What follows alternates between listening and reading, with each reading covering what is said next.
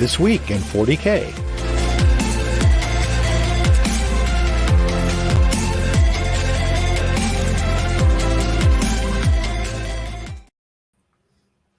Good morning, everyone, or afternoon or evening, wherever you happen to be. He's Billy, and I'm Colin, and welcome to This Week in 40K, the show about the Grimdark that's neither grim nor dark. We are going to, as always, cover everything you need to know that happened in the last week of competitive 40K, and we're going to do it quickly, under an hour. How you doing, Billy? I am doing wonderfully. I'm going to get my first physical in longer than I care to remember. That's coming up in about an hour and a half. So that's exciting. I'll know if the body works. Sorry, what was that? Is it exciting? Making sure that everything seems to work as well as it seems to work at my age is a thing that apparently you have to start worrying about. It's going to be fun. Is it? All right. I have an RTT coming up this weekend that I'm very excited for. I have all sorts of weird stuff in my list that's largely untested, which is exactly how I like to go into things, but it's been heavily thought about. Lots of thinking, very little implementation. I get to play tonight to get one last test to see, and I can pivot hard if necessary. But Bobby and his dogs, in a wide variety of different definitions of that, is what's coming to the RTT. I'm very excited. So if someone asks who let the dogs out, it is in fact Billy.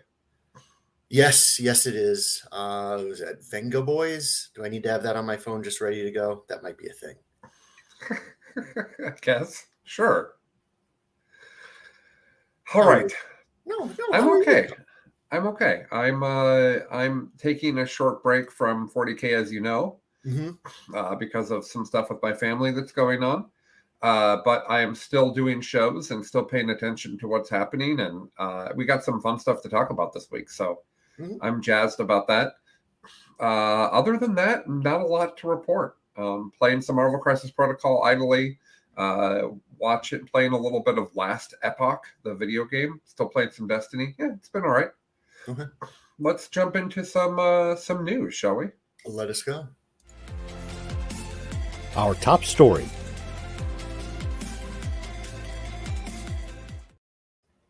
What's our top story, Billy? It's going to bleed into sort of the what's new in a second here, but Adepticon starts up tomorrow. Yep. With the previews that will be late in the evening U.S. time. This has been the widely rumored, harder sentence to say than you'd think, place where they're going to announce 10th edition. We know nothing. We would love to know things and then just have to talk delicately, but we know nothing. But Adepticon is, to my mind, the OG major, like small m major 40K event. That you can say many things about it, but it was their first, and it holds a special place in the heart of 40K-ness. Last year was the, oh my God, how many Void Weavers can I paint pink and shove on a table? There's some truly delightful pictures of that. But it's a real startup to the 2023 season, and worth paying attention to for that purpose, as well as maybe we get to find out how we're going to be playing 40K for the next couple of years. Yeah, I think that's true. And one of the things about Adepticon is that the team event that they do right before the singles event has become more and more of a thing. People paint crazy gorgeous armies for that. Yeah. Giant display boards. That's actually the thing I want to go see. The singles event, sure, that's fun. The singles event is often not formatted in a way that appeals to me specifically. I mean, fine, to each their own. I don't know if they're still doing the thing where you, if you don't go undefeated on the first day, you don't play on the second day. It's hard to justify flying to Chicago for me for that. But the team event beforehand, it sounds really, really cool. Sounds like people really care about it and they really put their all in. So I hope to get to do that at some point. Yeah. And Chicago is one of my favorite cities. If I can ever convince my wife that the winters are not as horrible as she thinks they are, which they are, so I would just be lying to her. Yeah. It's on the table. The first time I landed in Chicago for a business trip, it was -5. So it was a nice, warm winter day? I remember when the pilot said, "Welcome to Chicago, where the temperature is -5," and I thought, no. Yeah. You're clearly kidding. All right. Yeah. Here we go. Well, you're mm-hmm. No, I was just going to ruminate about winters in Chicago, and I'm about to walk for 10 minutes in the 50-degree rain, and your average person who really deals with the winter would probably be wearing shorts, and I'm very much not. So it's, life takes interesting twists and turns is all. Fair enough. What's new?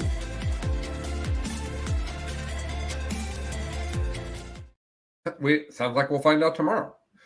Yes, find out tomorrow at 8 p.m. Pacific, 11 p.m. Eastern. If you are part of our Discord, Really? sure. So it's at 10 o'clock Chicago time? That's when they started. They always do their previews pretty late at night. I assume it's to sync up globally with time zones. That late here is not. That's a weird time, UK time. I have no earthly idea. Maybe it's the latest you can do at US, but also be like early enough that someone theoretically could be awake in the UK, while also having Australia be awake. I don't know. The time zones are weird. That's 3 o'clock in the morning London time. That's not a thing. But anyways, good for them for doing it so late. Who the fuck knows? Yep. Do we have other things to talk about, Billy? We do have a few other things. There is a Primaris Dante that no one's really sure how it got out into the wild, but it got out into the wild, and then just like the Avatar last year, GW's like, well, you couldn't keep this under wraps. Here you go. Here's Primaris Dante. No rules yet, but the miniature is pretty sweet. Do you have any thoughts on Dante? Have you seen this, first of all? Yeah, it's really cool looking. And I played Blood Angels at one point in time in my past. I think Dante's cool. Who doesn't like Space Marine vampires? Which my understanding is that they aren't that anymore. But I still think they are. Much like how the Dark Angels aren't all Native American anymore. Like there were some things that were decided a lot of years ago that GW kind of just drifted away from without saying anything. Yeah. Space Wolves are still werewolves. The werewolves and Space Wolves are some of the better parts of it these days. Okay. So Primaris Dante, and then a whole bunch of new boarding party box sets, including Shadow Sun getting its. I'm not sure about Shadow Sun's gender. Well, we shouldn't presume Shadow Sun's gender either way. So they actually one of the Tau things is like coded female, and it's a thing. I'm sure some fish are. I guess probably not. I was going to think that some fish are asexual, but that's probably not true. Yeah, I don't know. Marine biology was never much of an interest for me. I actually once had a panic attack at an aquarium. But anyway, new boarding party box sets, tons of different combinations of it. The Eldar one is actually a nifty way, it looks like, to get 20 Corsairs, for what that's worth. But back to the Tau, you're going to be able to get some new dice. There's the new Shadow Sun box set. Shadow Sun's apparently on the next Arc of Omens book. And my understanding is there's going to be an Army of Renown in there. I have not seen rules for that yet. They always get Tau rules, right? They're never either way too soft or way too strong. With all the rumors being that 10th edition is in just a handful of months, I wonder when this Arc of Omens book comes out. Pre-order is Sunday. Oh, great. So it's coming. Maybe 2-3 months before 10th edition. Maybe we're not getting 10th edition. To be fair to GW, Arc of Omens has been very intentionally pitched as a narrative campaign-based set of books that, for competitive, there might be one data sheet, but they also release that data sheet for free on the interwebs. So it's actually one of the less predatory things they've done from a commercial perspective. They are, as our good friend Michael Tempe likes to say, they are a successful publisher in the year 2023. They got to keep putting out them books. One of my, if money became no object and I could buy myself a game store, boy, would I run the crap out of Crusade campaign events with a big map on the wall. I think that would be a lovely thing to do if I had infinite time. So yeah. I've been friends with a lot of game store owners, and even if I had the money, I still wouldn't do it. None of them seem particularly happy. That's not true. The Aegis guys are always happy, but everybody else doesn't. They haven't done it long enough. Maybe is what the deal is. Yeah, I know one guy who actually just like treats it as a job rather than the opportunity to work at his hobby, and he does a wonderful version of it. But yeah, I mean, I would definitely, in the world where I won the lottery, do it as a hobby. But anyway, this is just me wish casting the future rather than telling you about 40K.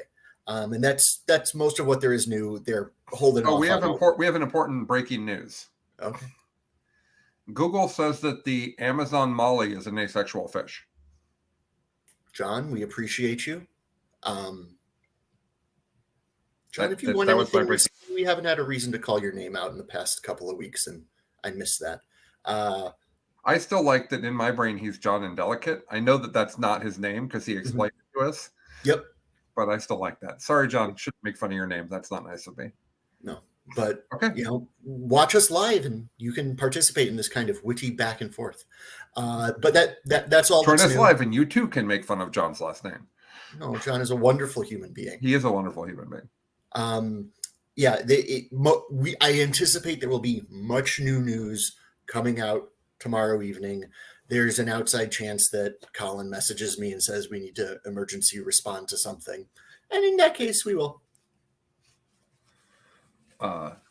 That's a good idea. Colin hadn't thought of that. But sure. Yeah, okay. But yeah, there's some events that we want to talk about coming up next. Okay. Are we ready? I'm born ready. Okay. What's winning?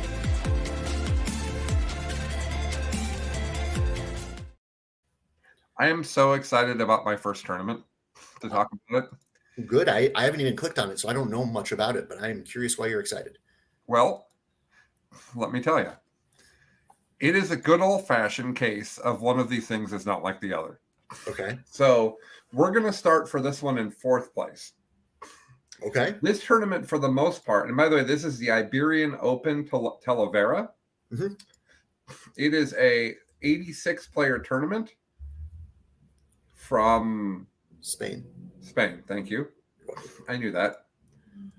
And this is really neat because the top 4 is a very, very good picture of what I thought the meta would look like, with one extremely strange exception, Okay. which we'll get to in a moment. So first of all, 4th place with Dark Angels was, I'm going to guess, Borja. That's right. Is my guess. Borja FM, which is my favorite morning radio show.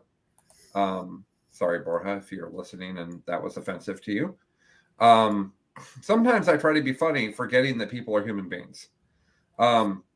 Okay, so he took Dark Angels. There's a couple interesting things in here. It's a pretty normal list. It's Azzy, Samuel. He has Azzy and Samael, which is really interesting. Mhm. And then he has a Talon Master. I don't know why you need Azrael and Samael, so that's interesting.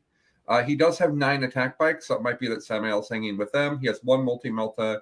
He's got his Apothecary, and then he's rocking 20 Terminators. So, you know, not as much shooting as like I run, but the Terminator, Olin on Terminators is very common right now. The interesting thing in this list is that he took 1 unit of 10 infiltrators rather than 2 5s. I've been thinking a lot about this. Okay. You lose a Helix Gauntlet doing this, and the Helix Gauntlet is dope. But it allows you to put out a 10 or combat squad them. Sure. And I think there's a bunch of situations where 8 infiltrators wide is a giant amount of table space to take up during the pregame. So I think that's really, really interesting. I mean, that's almost strung across the entire board, blocking out the middle if you can go first, right? Because it's like 2 inches between each base is almost an inch for 10 guys, 30 some inches side to side. And 9 well, inches. you've got a dog ear at the end because of how I guess that's true.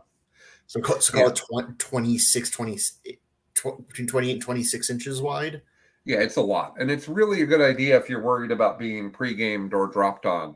Yeah. Because, of course, they've got that 12-inch no deep strike aura, and they'll hold people back from deploying there. So I think that's a neat idea. I keep running 2 because I like the Helix Gauntlet, not for any other reason other than that. Yeah. Okay, so that's Dark Angels. Good job, Borja or Borja, however you say your name. Next up is 3rd place with Miguel Keko, and he had guard. And his guard had 2 command squads, which is interesting. I would imagine that that's to split them up. One of them has the BS banner and the other one does not. Actually, hold on here. Oh, yeah, there it is. Finial of the Numrodish first. Then he's got Solar and a tank commander. He has Gatekeeper, which is basically the style of the time. Then he's got 4 units of 10 Cadians, 2 units of 10 Karsakins, and a unit of 5 Scions, probably to deep strike in. 2 individual Scout Sentinels. They both have plasma cannons. I like that one of them has a Sentinel chainsaw. That makes me think that he had 5 points left. Mm-hmm. So that's pretty fun. And then 3x3 mortars, 2 Lehman Russes and a Dorn, and then a Torox to put some Karsakins in, I presume. This is exactly almost exactly. This is 90% of what I thought Guard Meta List would look like. Mm-hmm. I would have expected it to have 1 less command squad. I'm sure he knows what he's doing. I'm sure there's a good reason for that. I don't know what that reason is because I happen to not be him. So that was 3rd place. 2nd place was also Guard. Mm-hmm. And his name is Alvaro Enciso. Enciso, probably. I would guess Enciso, but yeah. Well, Alvaro also had Guard. So see what I mean? Like, mm-hmm. This is exactly what I thought. Dark Angels and Guard. Yep. Dark Angels and Guard so far. And he's got Solar. And then a Death Corps Marshal, which is something really inexpensive that people have been taking. Mm-hmm. There's some great tech there. It gets some orders for 35 points. Pretty neat. Gatekeeper Tank Commander. 3 units of 10 Karsakins. Sly Marbo, who is a really inexpensive character to do stuff. He's got 2x5 Rough Riders. I think that people have been sleeping on those. I think they're much better than people think they are. 3 Scout Sentinels and then 2 individual Scout Sentinels. I think that's really interesting. I would have taken 3 Armored Sentinels for the big unit, so you can do some ignore wound gating, ignore blah blah blah plasma guns, which is cool. Mm-hmm. But I'm sure, he probably got good value out of those getting 2nd place. 2x3 mortars, 3 Lehman Russes, and then he has a patrol of Scions with a Scion command squad and 2x5 Scion units. Mm-hmm. So I'm just gonna go ahead and take myself away for just a moment, Billy, and take care of my allergies. I'll be back. Okay. So Alvaro there appears to be leaning a bit more into some counterpunch, which is fun. Anytime you can have a horse and a lance in the Grimdark is a good time in my book. And I want to be clear that John Indelicate says that name jokes are fair game. So now he's going to get made fun of a lot now because he just consented. Okay.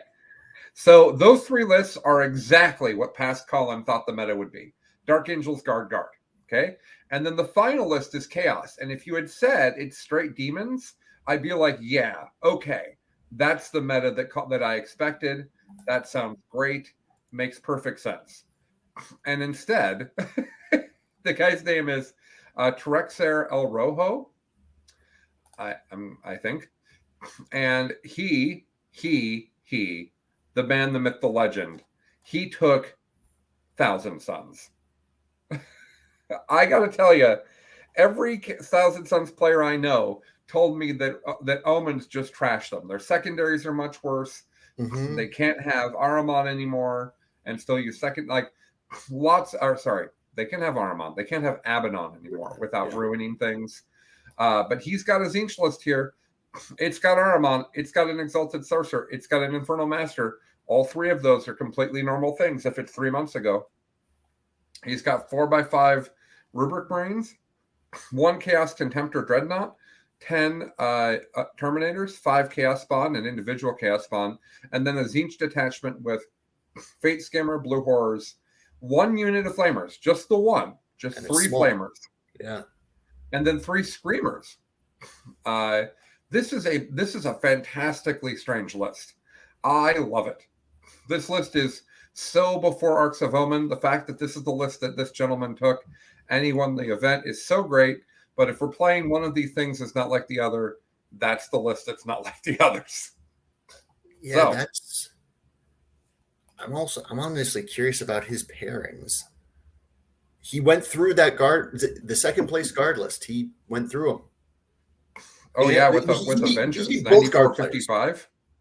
He Taraxor El Rojo, primo name by the way, beat both Alvaro and Miguel in the finals. So went through both guard Wow. players. That's crazy. That is absolutely nutso. I would Good be for him. fascinated to know how that happened. Because wasn't the whole point of Thousand Suns was that they were durable and like, oh, bullets just bounce off us. I would imagine that guard bullets wouldn't bounce off them. Well, the Terminators are actually really strong against guard. Shooting those Terminators is annoying. I like to kill them with mortal wounds or close combat personally. And the Rough Riders probably aren't going to make it to them. Maybe they did. I don't know. So really interesting. Good job to what's his name again? Taraxor El Rojo. El Rojo. That's exactly right. Okay. Next, that's our coverage of the wonderful, the amazing Iberian Open Talavera. Next up it's is Iberian. I think I typed it wrong. Oh, okay. It's Tiberian? Iberian. Oh, Iberian. Okay. Iberia is the Latin. I thought that for we Spain. didn't have enough. I thought that we needed to mine additional resources. No, we do have enough pylons. That's a different game. I know.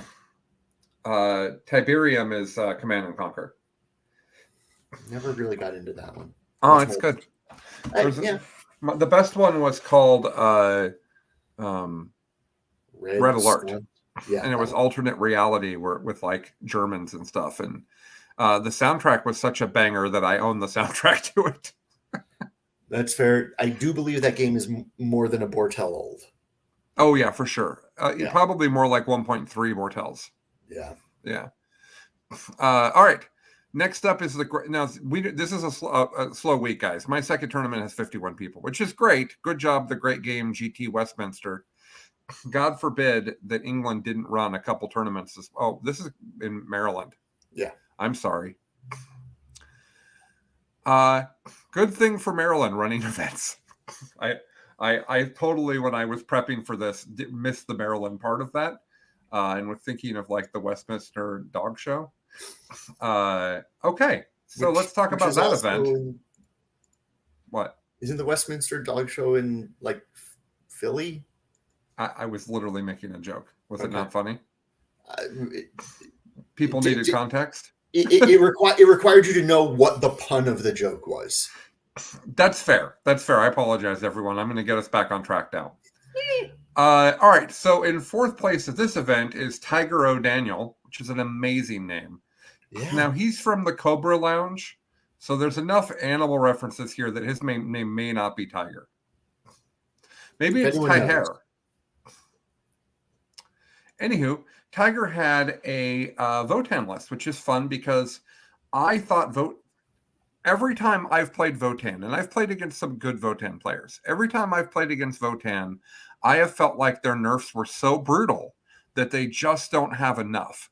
Their tools are great. They've got powerful shooting. They've got good close combat. They've got good durability. Their bikes are so fast and shoot so well in pregame move. They have all the things, but they got nerfed so hard that they just don't have enough things. Mm-hmm. And so if you just choose violence against them, they die, is what I've seen. But we keep seeing Votann performing well. And so I will accept that I may not know what I'm talking about in this context. It also could be that our friend here, Tiger O'Daniel, is amazing, right? Because the generalship does matter a lot. Yeah. So this is a Yimmer list, also known as the only type of list we talk about. And he's got the Forge Master and he's got the High Call. Those are expected. He's got a unit of 10 just blokes, the warriors. Then 5 berserkers, and then just a unit of I'm confused now. Is that 5 Hearthguard? Yeah, because the Hesier is the sergeant. It's just confusing because it says 4 Hearthguard, 4 Exo Grenade Launchers, 4 Plasma Blade Gauntlets, 4 Vulcanite Disintegrators. But you're right. that's just 5 guys. Those guys are really durable. They shoot really well. You can redeploy them. And if somebody has the thing, I don't see it immediately. Teleport crest. There it is. And then he's got, my dog just fell off the bed. Oh, poor Gus. Then he's got 2 units of the bikes. And then 2 units of 3 Thunderkin. And then 2 Hackathons. So pretty standard list from what I'd expect. But I dig it. I do. I think it's cool. I think it's cool that he did so well. Good job to you, Tiger, going 5-1. And his wins are all pretty solid. What I think is interesting about Tiger's weekend is that his second game, he got 62 and lost. His third game, he got 62 and won. Mm-hmm. Isn't that great? Don't you just dig that? I dig that. It is an interesting quirk. Yeah. In third place, we have Ken Knox from Team Battle Brothers. By the way, there's a bug in BCP now where everybody's name is twice in a row, and I just think that's hilarious. They should fix search first. Okay. This is a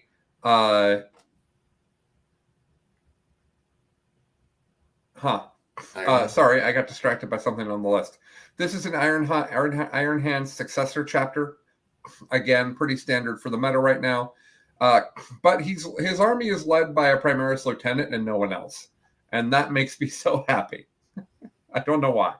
The guy's got Rights of War. I guess he's making people reroll 1s to wound. Good for him. 3x5 infiltrators. I think that's how many infiltrators you should take in a Marine list right now. 3 aggressors, a Relic, Contemptor, Dreadnought. And then this is the part that really is interesting to me. 10-5-5 of Lightning Claw Storm Shield Vanguard vets. I love those guys. I had thought they were priced out of the meta, but we've been seeing them fairly regularly, right, Billy? Yeah. In Iron Hands specifically. Why do you think that is? Iron Hands don't have another option for counterpunch that's of the equivalent, and everyone looks at an Iron Hands list, thinks it's all guns. I have to Unga Bunga rush it, and then these Van Vets, when juiced up, actually do they punch harder than you would think a non-punchy Marine Van Vet squad would punch. And they do have Whirlwind of Rage in this case. Yeah, and Master Artisans was the other one. Yeah. So and then he's got 2 units of Devastators. One has got 1 Grav Cannon and 3 Multi-Meltas. One's got 3 Grav Cannons and 1 Multi-Melta. They're all chilling in a drop pod. Mm-hmm. I don't like that tech personally, but I acknowledge that it's good and it shows up in lists.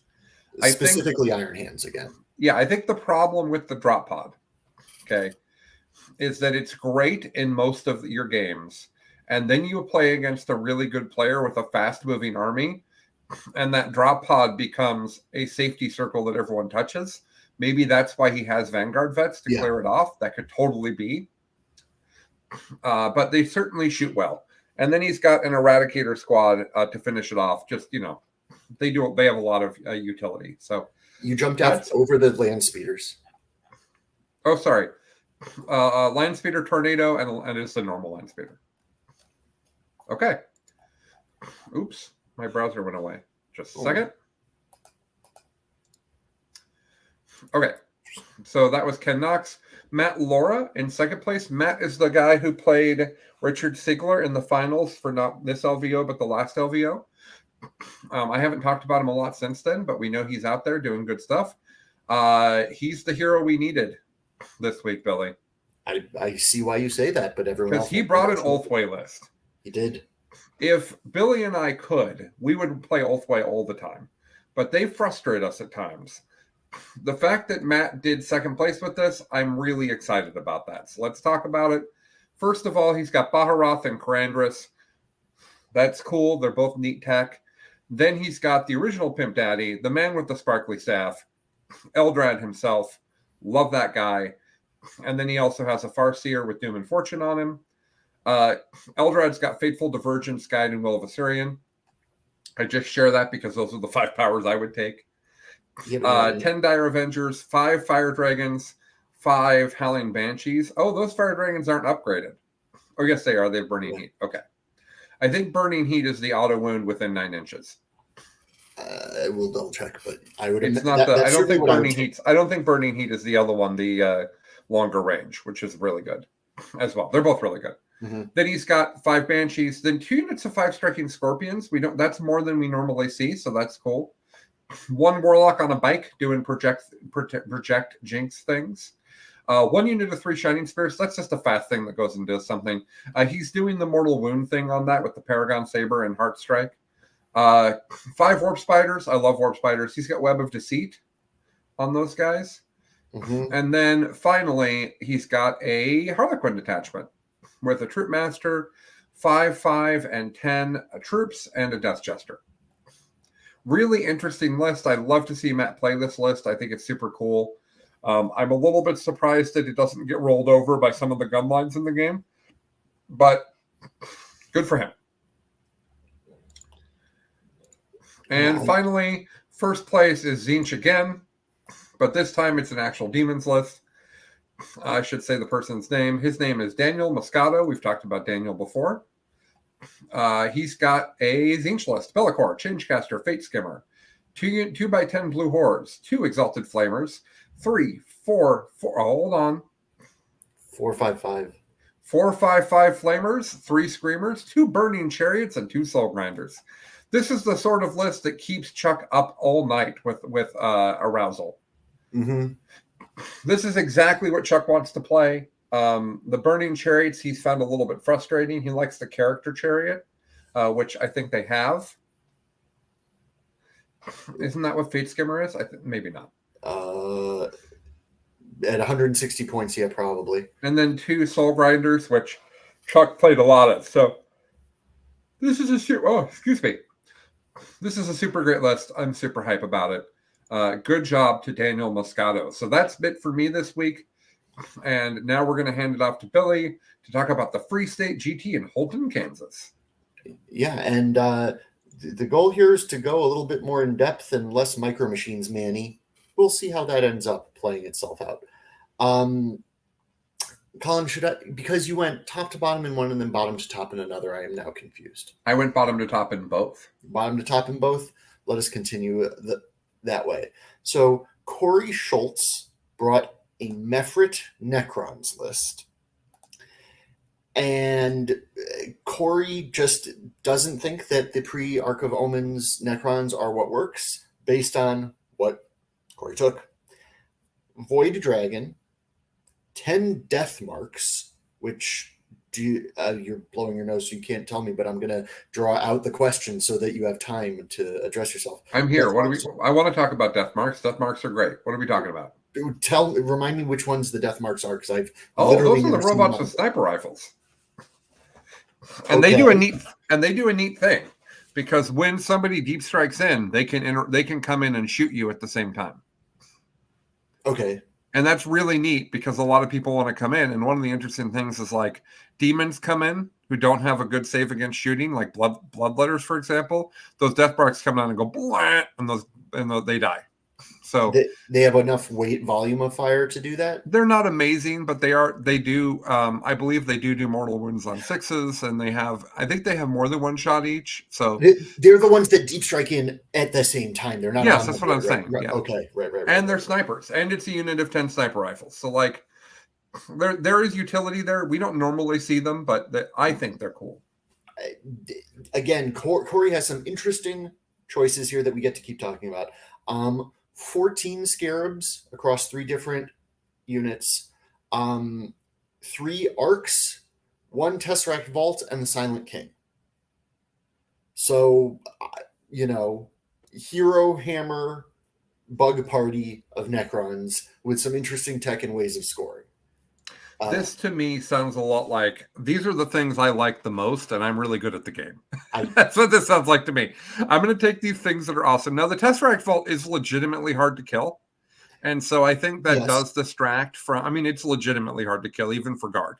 So I think that it detracts from the Silent King and the Void Dragon. So that's neat. Mm-hmm. The Death Marks are interesting. Neat Necron list for sure. Yeah.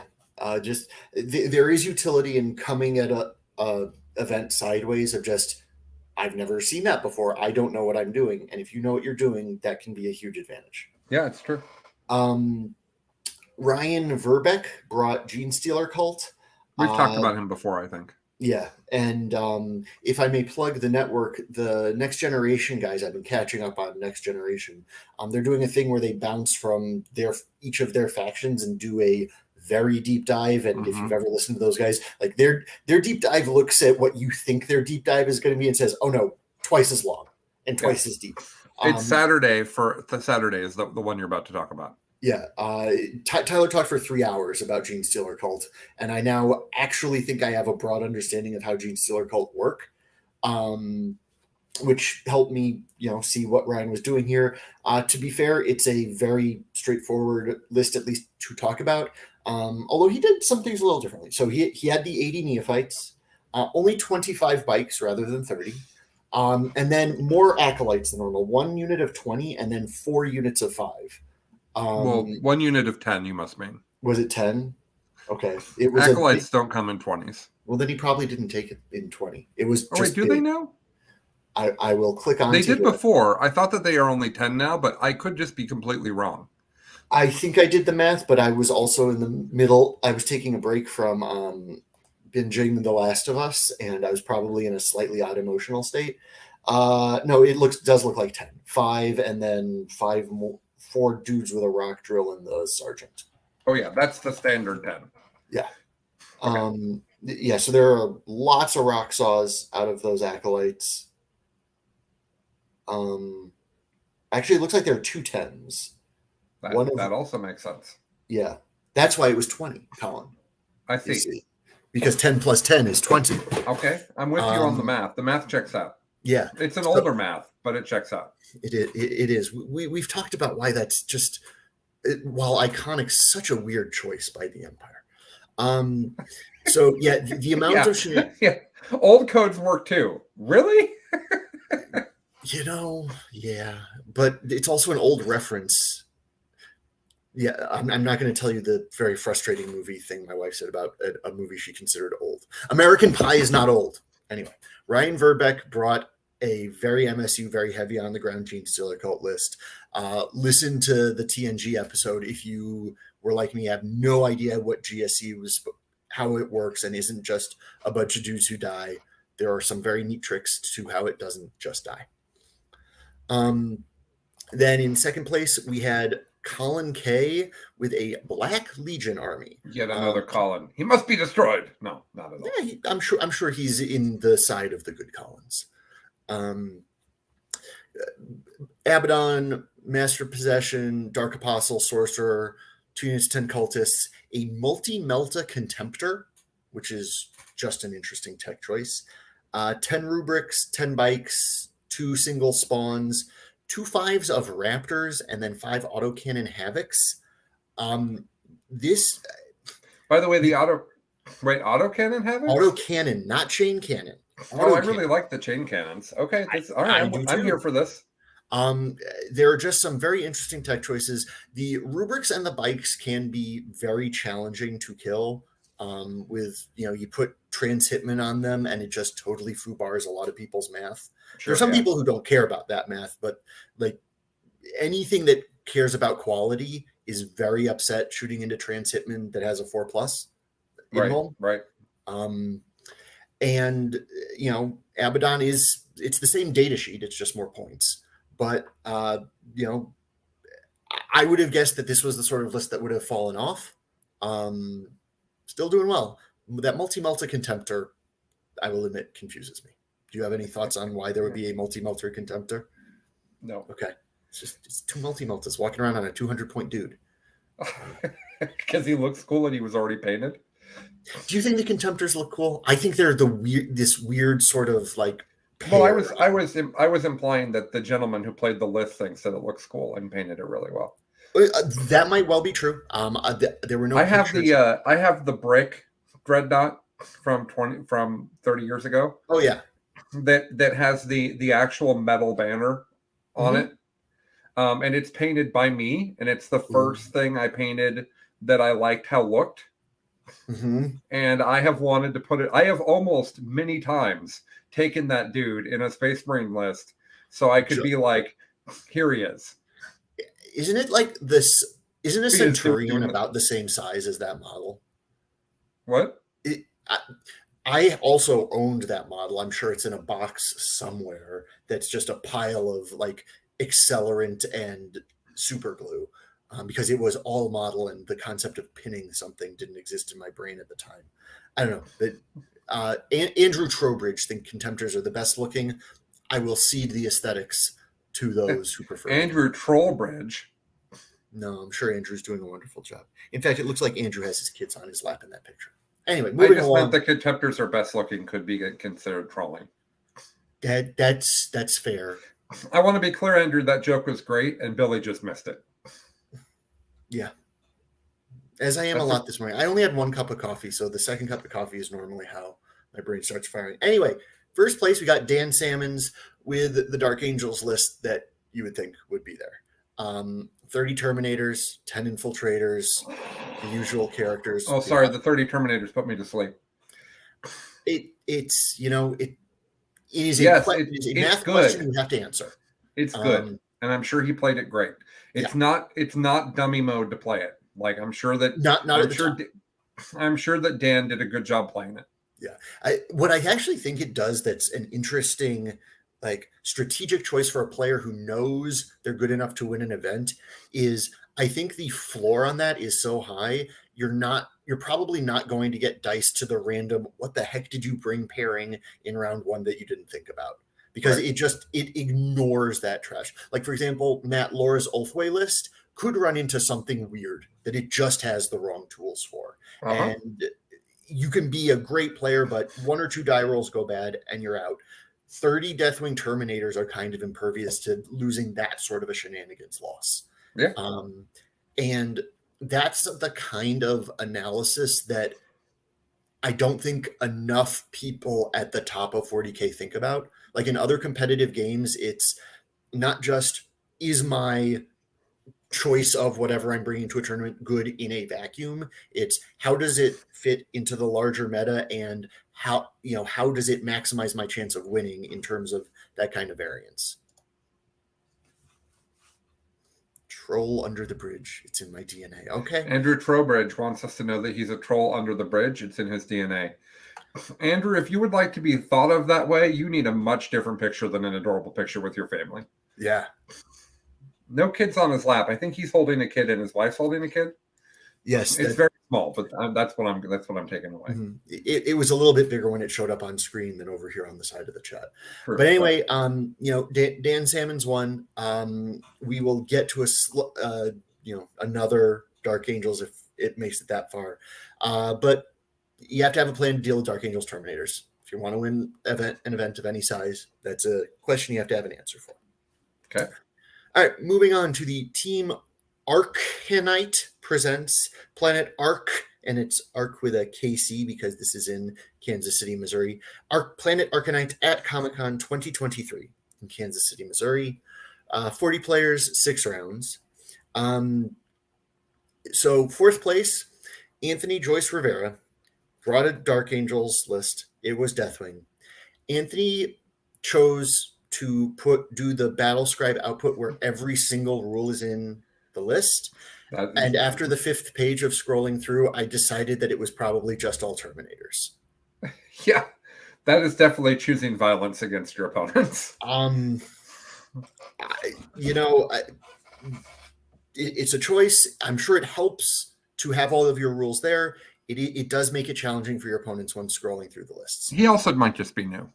Yes, and which is why I'm limiting my editorialization. But Anthony, Deathwing Terminators, lots of them. Yep. Third place, we got Calvin Smith with World Eaters, proving that the list is not just the exact same copy paste that it's been. It's mostly the copy paste that it's been, but there's some spice in here. Calvin brought 5 Terminators instead of the 3rd unit of Exalted 8-Bound. And Calvin also put a Brigand, which I believe is the autocannon Baby Knight, with a missile hat and some other rules that probably make it do better stuff. But this is the Lord Invocatus version of World Eaters. John is saying that he thinks Anthony is new to the Kansas City competitive scene. Well, then, by God, Anthony, you are a good player, because if you are new and still coming in fourth in a 6-round event, good on you. Back to Calvin. World Eaters, they run at you real fast. They punch you real hard. They eat your world. They do. Do you think anyone names any of their characters Jimmy? Just they can say Jimmy Eat World. Mm-hmm. That's funny. Huh. About you're giving me the same courtesy laughs I've been giving you, so that's fair. That's fair. There was no laugh there. Ooh. This is where it hurt. I'm going to point. In your feel? Yeah, in my one single feel. I imported it from China. James Willett. Is it a wish.com feel? Is that what you're saying? Going to move on to James Willett's guard list. It's the usual guard list that you've seen, all the normal stuff. He brought 5 Leman Russes along with his Kazarkins and Cadians and command squads and Lord Solars and tank commanders and mortars. Also, James is doing the Scion detachment with the single command squad and the 2 Scions. What's your take on whether the Scions are just more regular guard? They're slightly different, but like what as someone who has never played guard and doesn't think about them as obsessively as I know you do, what would cause you to bring Scions versus not Scions? Deep strike. Okay. Scions are paratroopers. Yes. Right. Okay. That's the main reason. They have slightly different war gear, but yeah, that's the main reason. Okay. So want to be able to dance around the board a bit. The Leman Russes give you a solid fire base to argue with, and then you have a hole. Here's some Scions. Here's some Scions. Exactly. Along with here are the Kazarkins that jump over and do the same thing. Right. Exactly right. Okay. So James, second place, and then first place is Ted Williamson with Necrons again. So talking about Necrons twice in the same Arc of Omens week. That's an impressive accomplishment. Ted brought Nihilak, and this much closer to the Necroni lists that we've been seeing, although no Silent King, because, again, wrong wrong dynasty is what Necrons call it. 2 Chronomancers, 1 Technomancer. Ted did bring the Deceiver, brought a Spider, a solo Hexmark, 6 and 3 Scorpex, a regular Catan, a 9, a 7, and a 3 of Scarabs, which is just an interesting collection of numbers. You can take them in whatever sizes you want. They do such work for that. I recognize that. There's something like my OCDness with numbers looks at 9, 7, and 3 and just feels like that's an odd way to get to 18 or 19. I don't know. The 9 and 7 help screen while the 3 holds objectives. Okay, that's fair. But why not 8 and 8? Why 9 and 7? I don't know. You have to ask like I said, it's triggering some OCDness I have in me. 2 3s of Ophidians, 3 Tomb Blades, a Doomsday Arc, and 3 Locust Heavy Destroyers. Again, if you threw the Silent King in there, took out some other stuff, that would have been a very normal Nephilim list. We've all, at this point, if you've been playing 40K at any point in the past year, you've seen something like this on the table. But it's supposed to be bad now. It is, but clearly not, because Ted won a 6-round event. He also, remember, the general matters. Ted might be much better than everyone else there. Yeah. Perfectly fair. For example, I would think it might have, I think it would almost have to go first to have a game into Calvin's World Eaters. My Dark Angels list, he gets like 2 turns. Yeah. So. But Ted won the Team Arcanite Presents Planet Arcanite at the Comic-Con 2023. Unless he's just much better than me. I should not diminish him. That's not fair. Yeah. There are 2 events that I want to talk about for different reasons in my last 10 minutes. The first one is OP's first GT Smash in Santa Rosa, if only because this was an hour north of me. I know a lot of the players, and I just want to shout out Jake Nelson, who's my friend, for winning with Iron Hand Successors. He's also a great human. Yeah, Jake is great. Jake runs events in the Bay Area. If Jake shows up at any California GT, he's one of the people who has a chance to win it. By the way, Ted is ride or die Necrons. He's a great player and a great person, says John Indelicate. That was actually not being very indelicate. Yeah, so he's just living up to his name. Yeah. Anyway, just wanted to shout out Jake getting his GT win. Congrats, Jake. Iron Hand successors. Again, all of the usual stuff. Fewer Van Vets than what we talked about earlier. I'm not going to go into all of the lists because I want to talk about more people. Scott Toby, second place, another staple of the Northern California scene, always runs Death Guard and does way better with it than most people do because he's one of those people who practices the crap out of his list and maximizes what it can. He did Death Shrouds, Drones, and PBCs. Forrest Phantom, who's been doing very well in Northern California with MSU Space Wolves, brought MSU Space Wolves and did very well with it. And then Daniel Velasquez brought Solar Watch Custodes, the 20 Warden version, which when you're looking through a list looks really short and you're trying to figure out why even for Custodes it's so short. And it's because it has 2 500-point units. The 10 guys? 10 guys. With the shields? Oh, man, I love that. Yeah. They can advance and charge. They can get loaded up with defensive buffs again. And it's... to my mind, there's not a lot of middle of the spectrum armies these days. It's we do our thing all the way pushed to the max, and do you have an answer for this? And then we can have a game. But if you look at these armies, Guard or Iron Hands gun lines, World Eaters, something like this Custodes list are just, I am asking you a very fundamental question about your ability to handle me on turn 1 or 2. And can you or can you not? Mm-hmm.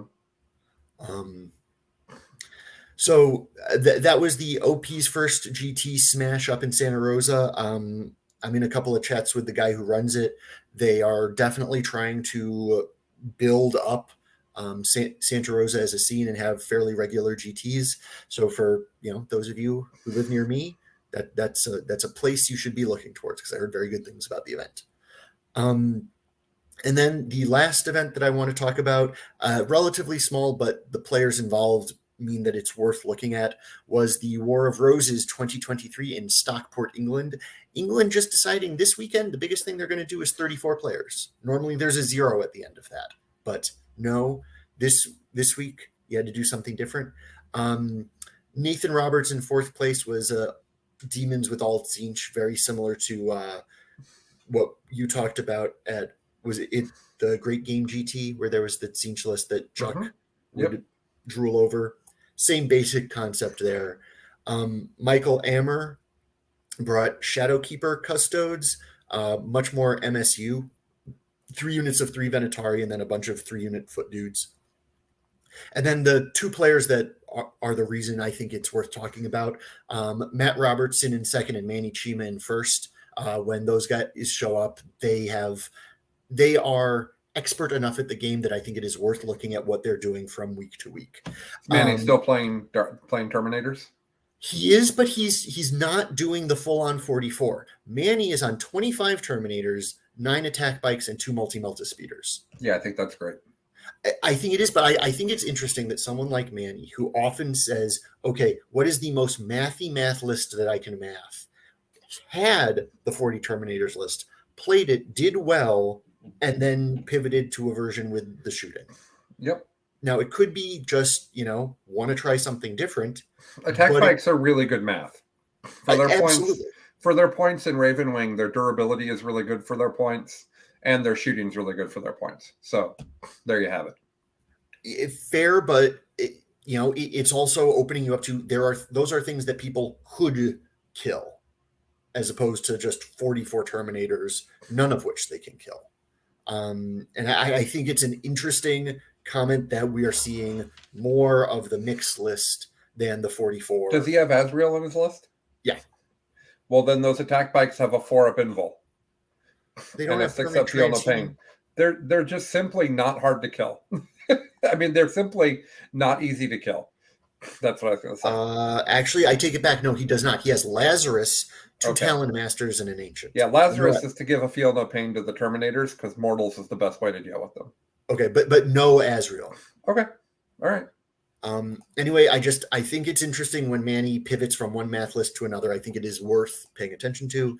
And then Matt Robertson brought Angron in his World Leaders. And, again, Matt is a good enough player. He could just be doing it as a meme, but he also came in second place at an event. 34 players, so not the biggest thing. But I think that it turns Angron from a red light to a yellow light. I don't think you necessarily have a green light to bring Angron, but I think people should bring Angron if they want. if they want is always the right answer. He killed Yarick. No, yeah, which I'm still upset about. Okay. So, okay. Is that what we got? Those are the events for this week. Okay. Well, guys, this was a fun one, huh? We're going to keep doing this method where we talk about a few less tournaments, but we go into a bit more depth. I hope that you guys enjoyed that. Please leave us comments letting us know if that's the way you want to do it, or if you have a different idea for how we should do it. We absolutely love doing this show for y'all. And so I want to thank my lovely co-host, Billy, who is extremely close to having a baby. Well, his wife's having the baby. I used to think that the statement "we are pregnant" was BS virtue claiming on the husband's part. We are pregnant. My wife is the one doing the actual delivery, but yes, I'm taking some amount of I have possession over this process. Possession. Yeah. The Homer quote of, "You see this wedding ring? It means she's my possession and I own her." Shockingly, that was way closer to true for way longer into American history than my personal preference would allow. You would have liked women to have rights earlier? That's a really bold stance. The amount of that everyone agrees. The amount of things that women. Yeah. Anyway, progress is good. Yeah, I have a father, like most people do, but my father actually was alive for segregated schools and women not voting, which is a mind-blowing because suffrage is in segregated schools. I know for sure because his best friend at the time was black. No, is your father 100? I thought women voting was okay. I probably have women voting wrong. Sorry. Okay. 18th century. Sorry. No, it's 1920. Is it 1920? Okay. 1920. I thought it was, I had 1940 in my head. I'm sorry. I apologize. Okay. Now that Colin has demonstrated that he does not do well at history math at 7:58 in the morning. 7:58 in the morning. My father is kind of 100 though, for being honest. Sure. He's in his 80s. It's very similar to being 100. Anywho, thank you everybody for coming today. Sorry about my silliness. Billy is my co-host as always, and I'm Colin because someone has to be. Bye everybody. We'll see you next Tuesday.